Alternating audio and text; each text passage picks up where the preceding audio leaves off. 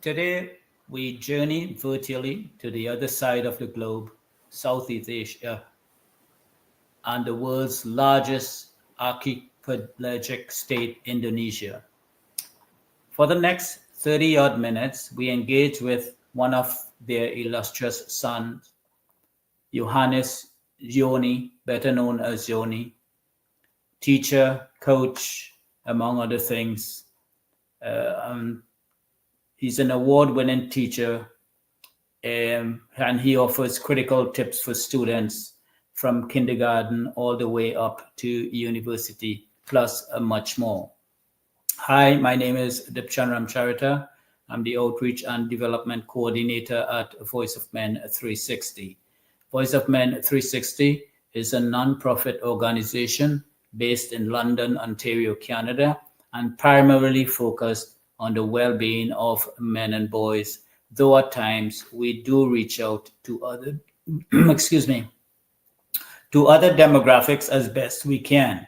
Voice of Men 360 is part of International Men's Day, which has been around for more than 25 years and in over 95 countries providing similar services.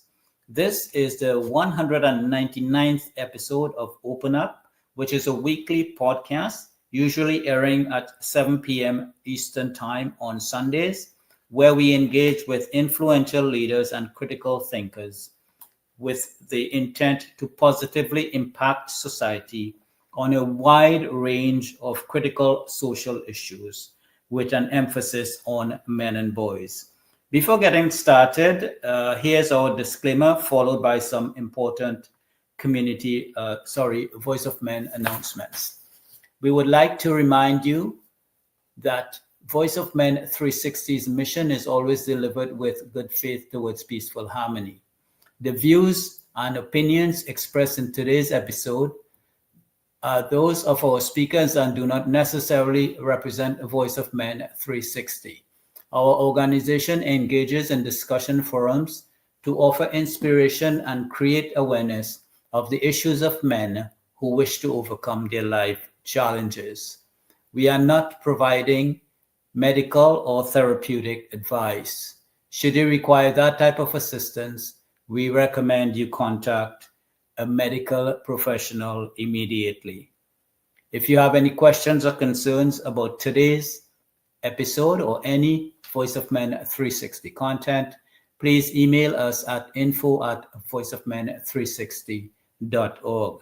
Now, we have some exciting news, some important announcements, so let's get to it. Get ready for a momentous occasion. Our 200th episode of Open Up is just around the corner, and that's next Saturday, June 7th, from 10 a.m. to 12 p.m. Eastern Time. The theme is Proud to be a Man.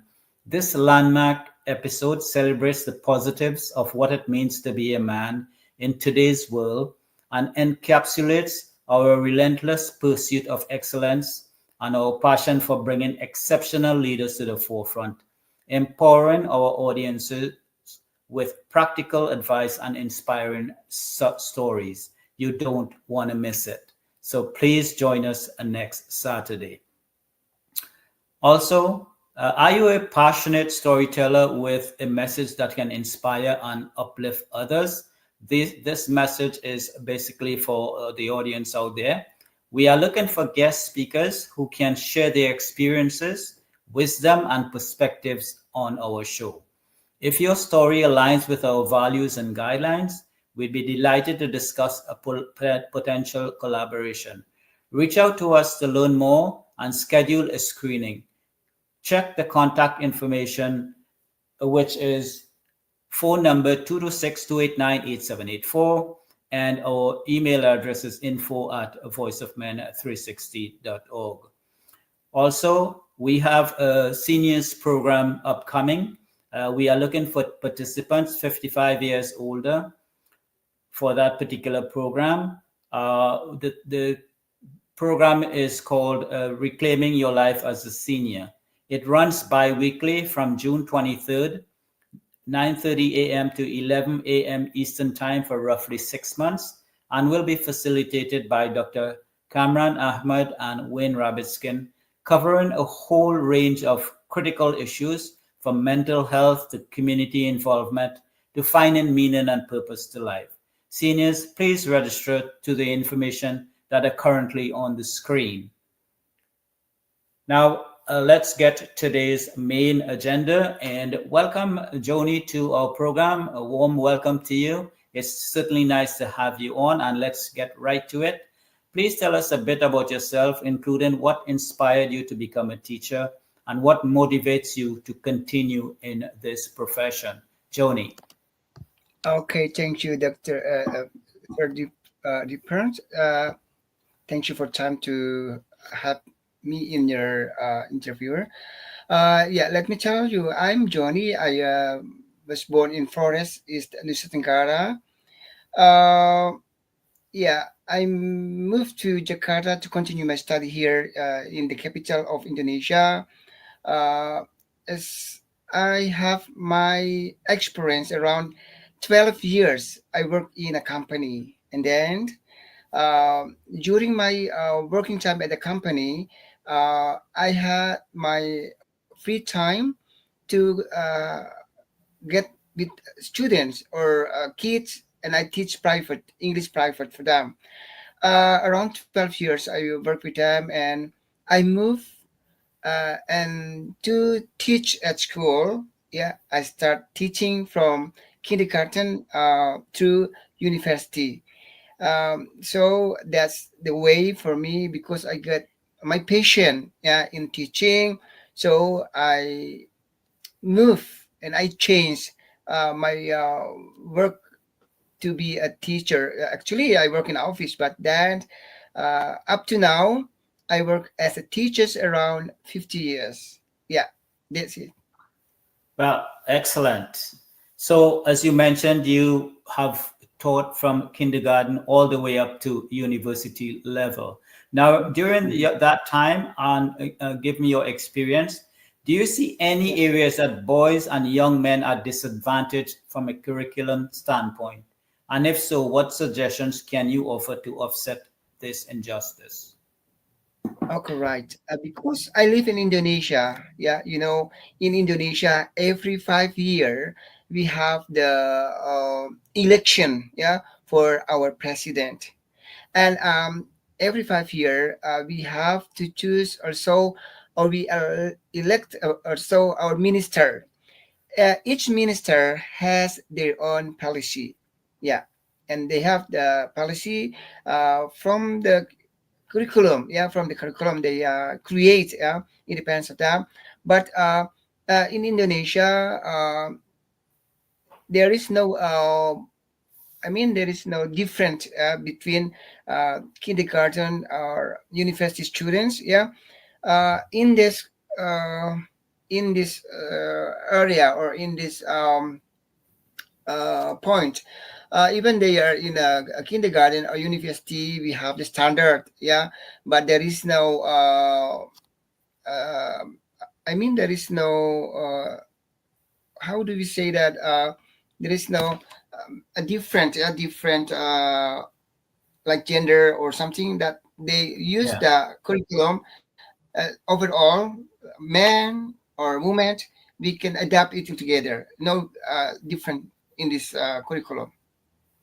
Okay, it's a bit different in the West. Everything is more female Yeah, centric, starting from school, and so yeah. the Mhm. it's centered around basically like boys are boys are how they rambunctious. They like to play rough and whatnot.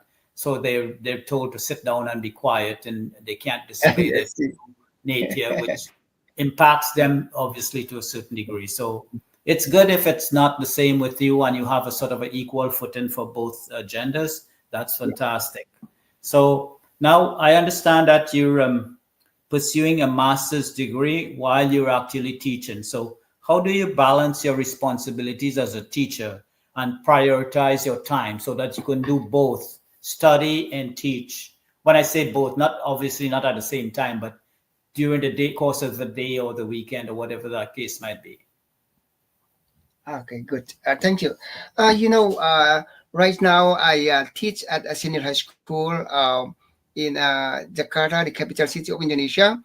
Uh, uh, as I grabbed my bachelor degree 2 years ago.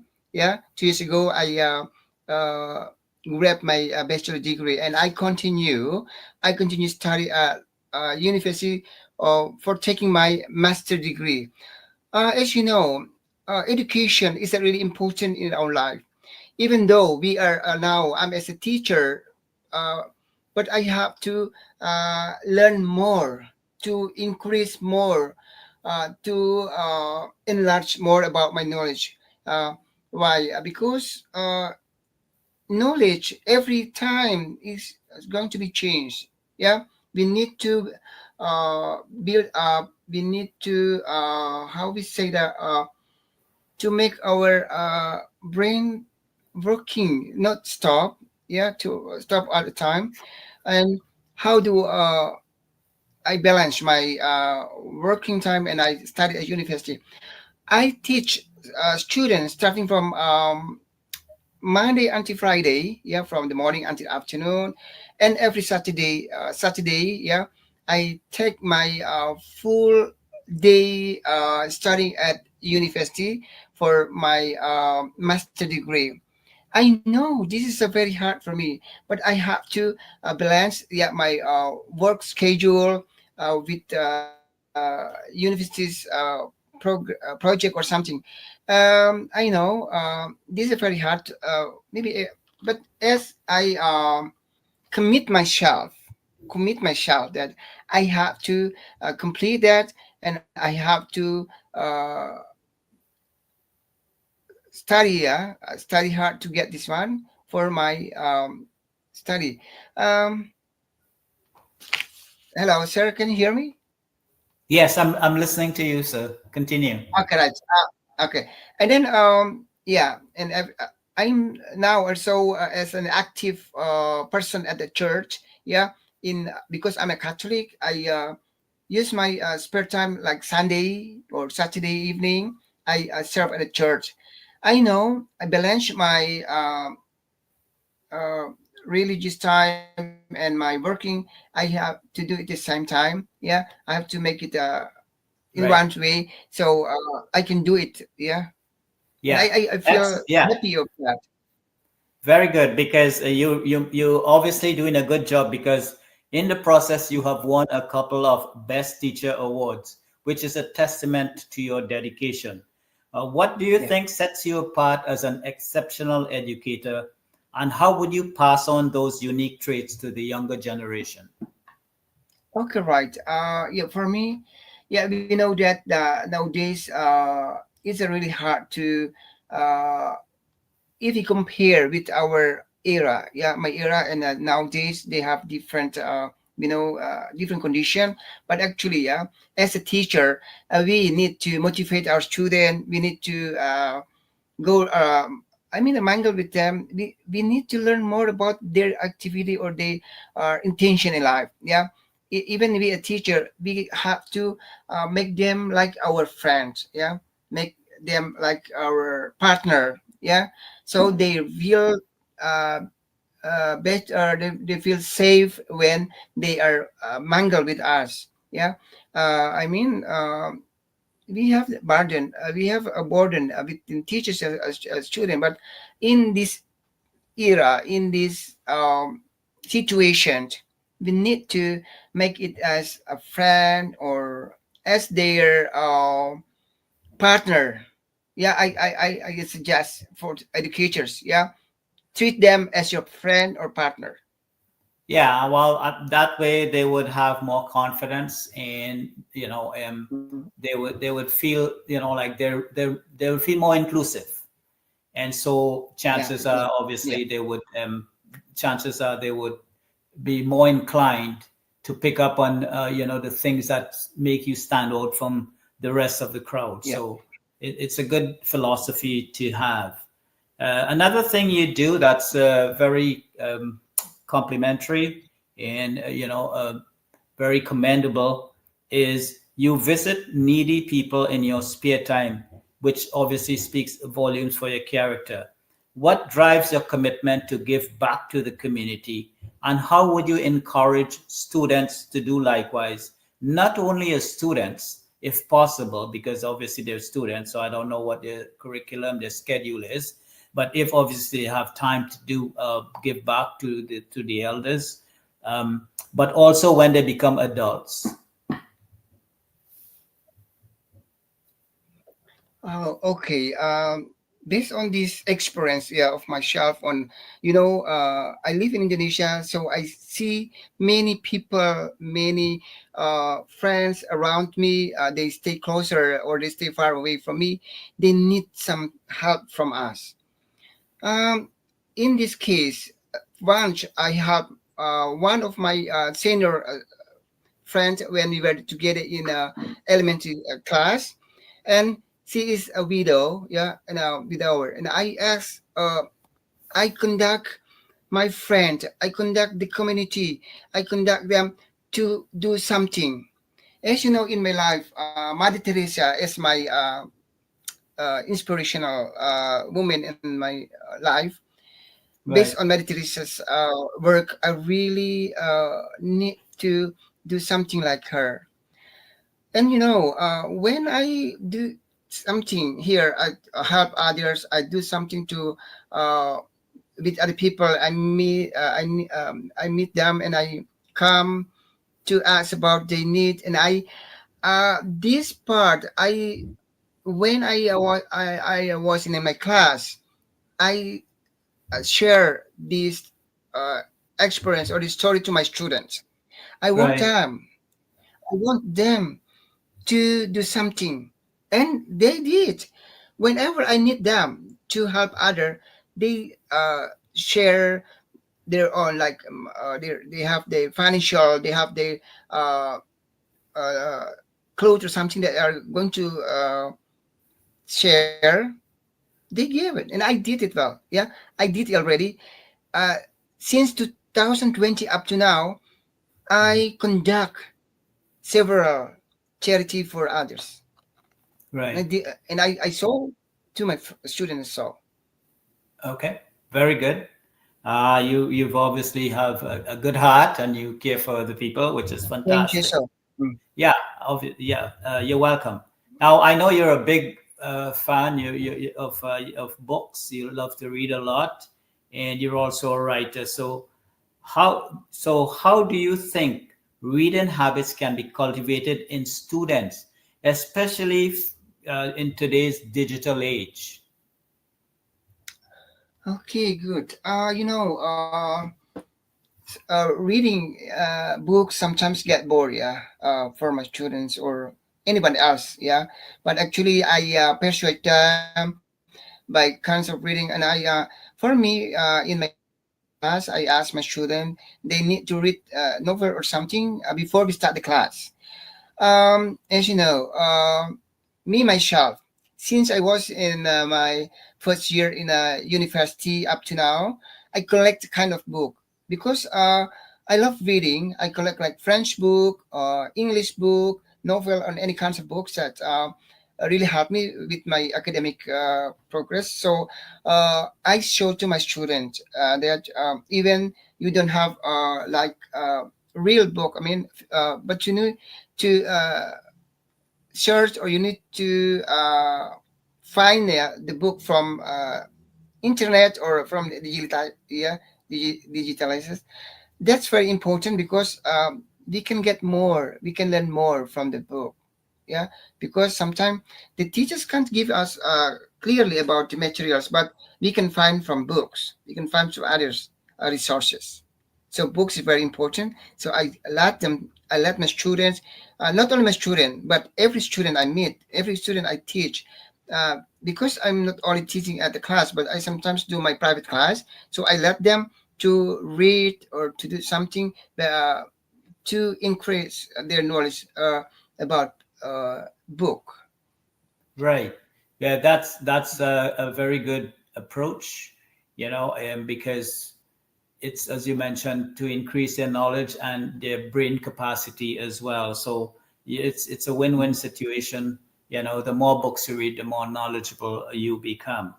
So On the Okay. subject of books, give me your love for collecting books and reading. I'm curious, is there a specific book or author that has profoundly influenced your life, your teaching approach, or perspective on education? Okay. Yes. The last time, yeah, my first time when I read book about Anne Frank. Yeah, Anne Frank. Yeah, and Frank, Yeah, yeah, yeah, Anne Frank. It's published in kinds of language because I love learn French. Yeah, I learn French. So, once one of my friends from abroad, when they come to my hometown in Flores, and they gave me the book Anne Frank. Yeah. So based on the book, I kept the book because the book published in kinds of language like English, French, and any kinds of language around the world. So this book a bit tell us about the young women, yeah, live in a German, yeah, Nazi Germans. They have some problem. right, And they can do anything. Yeah, yeah. yeah, This is the book I read it first, and I yeah. said to my It's student, yeah, right. It's touching. It's mm, it's mm, shows courage, yeah, and belief in oneself and all of that. So it's quite a yeah. fascinating book for sure. Moving on to um, seeing that you education is a big part of your life. How do you think that can be used, as education can be used as a tool to bridge cultural gaps and foster global understanding, bringing people all over the world closer together? How do you think we can do that? Okay, uh, every people around the world. I mean, they have to continue study. They have to share each other. For example, since COVID-19 in 2020, I joined international community with friends around the world. Yeah, from Japan, Pakistan, Bangladesh, from Myanmar, and any kinds of countries around the world, from Mexico and so on. Uh, up to now, I always ask my student to join international competition. Why I do? Why I did this? Because I need my student. I need my student to improve or to increase their confidence. The good news, yeah, I will share in this platform. Uh, this month, Yeah, three of my students, three of my students, they joined international online speaking contest conducted right, by Myanmar education there. My student uh, won. They got the first winner. They won this competition. right, Not only this year, before, yeah, I always ask them to join because I need them to uh, collaborate. They meet other. So in their mind, they don't know. They don't only think about only me as an English teacher in their class, but they know others. Yeah, that's the right. way to know others around the world. Very good. So now, as life progresses, there are always updates on various technologies, curriculum studies and whatnot. So how do you stay updated with the latest developments in education, and what resources do you recommend to fellow educators? Okay, right. Now we know that digital is a very important tools in our life. So, as a teacher, I I know when as teachers we teach our student in or we say old style, and now I keep updating my child by watching kinds of in YouTube about how to uh, create, yeah, create some kind of linked tools for students. In my class, even now we are in offline class. Yeah, Right. I use like kind of a platform like Kahoot or quizzes or any kinds of tools that to make my students get active and they never get Okay. bored. Learn to learn. Okay. Yeah. So Yeah. yeah. Good. Hmm. Now, what is the overall message you hope can be conveyed through your work? Like, what would you like people to understand in terms of what you do? Like, what would you want people to pick up from that or learn from that?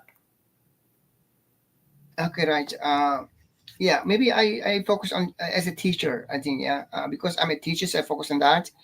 I know every country has different income as teachers. Yeah, I know as a rate of the teachers is little different, but Indonesia, it depends on our policy of our company. Yeah, um, I suggest or I advise for teachers. Yeah, when we do our work or we teach students, we do it with our heart. Yeah, even though yeah we do with our heart. I mean, we don't think about the payment, we don't think about the salary, but we think about how we can bring the student, how can bring the kids to reach their good future. Yeah, I mean, yeah, we do it Yeah. in Well, a right place.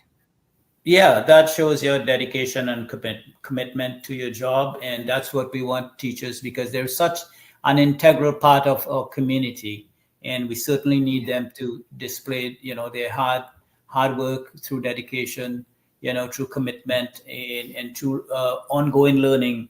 As time goes on, we need to keep up with the time. So, before I have one final question for you. But before I get to Yeah. that, I just want to give some further information about our organization, Voice of Men at 360. Our phone number is Mhm. 226-289-8784. Our email address is info@voiceofmen360.org. Our website is www.voiceofmen360.org. You can find us on pretty much all social media: Instagram, LinkedIn, Twitter, YouTube, and TikTok. We do have a Facebook group page. Please join our group to see our daily activities and, of course, invite your friends along as well. We have a YouTube channel, Voice of Men 360. Please like our videos and subscribe to that channel. We would really appreciate it. So, um, one final question for you, Joni. Would you like to share any contact information to anyone Mhm. out there who's interested in learning more about you and your work? Yes, of course. Yes, I would yeah share yeah my contact or any kinds of information that I have to others. Yeah, I really love to share what I have in my life. So maybe with my experience with my thought, they will think that oh okay, uh, for me I just get back from my master degree, even though I'm getting older now, but I Right. am eager to get the masters, even though I'm not young anymore. So work hard, study hard, and you reach your dream. That's it. Yeah. Yeah. That's a perfect philosophy. Do you have a phone number that you'd like to give out to people or an email address so that they can be able to contact Yeah. you? Can you give that out Yes. now? Is that something I you have. can give out now? Yes, I have my social media address. Yeah, like Instagram or Facebook or TikTok. I have. Yeah. Do you want Anyone to can share that contact with me. the audience now? Yes. Yes. I. Yes. Okay. Can I say it? Yeah, sure. Okay, okay. For dear friends or feel around the world, if you need to get connected with me, I will share my Facebook address. My Facebook address is Johnny Baba Maumere. Yeah, I repeat, my Facebook address is Johnny Baba Maumere. My Instagram also the same name, Johnny Baba Maumere. You can go there and you can see the activity I have done. Yeah, as long as my whole life. You can contact me, or we can do something, to build our knowledge, our student in a better way. Okay, I will be waiting for you. Thank you. Okay. Yeah. Well, it would be nice if people can, reach out to you and learn more about you and, all your success stories and how you've been able to, help so many students, amongst other things that you've done with your life, reaching out to the public and helping other people, get by, especially the needy. So, it's nice if people can get a hold of you and learn more about you. So we've come pretty much to the end of today's program. I want to thank you very much, Joni, for being such an integral part of today's show. Thank you for the inspirational messages, for the work you do, and for being a part of our program. To the audience out there, we want to thank you for taking the time to be with us today. We certainly appreciate it.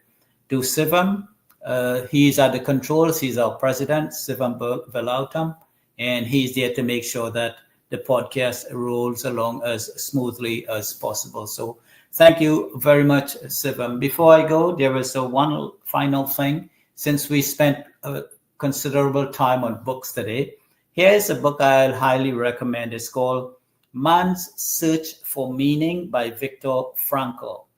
It's Man's Search for Meaning by Viktor Frankl. It's a profound exploration of the human search for meaning and purpose, even in the most unimaginable suffering. Viktor Frankl himself was a Holocaust survivor. A fascinating memoir of his book is a testament to the resilience of the human spirit and the power of hope. The book explores the search for meaning in life being a fundamental human drive, how suffering can be a catalyst for growth and self-discovery, and how hope and resilience can be found even in the darkest circumstances. So it's an absolute triumph of good over evil and a must read. I highly recommend that book. So from all of us here at Voice of Men 360, another big thank you for everybody out there who joined us today, and wishing you all a very good rest of day, night, morning, wherever you may be. Goodbye.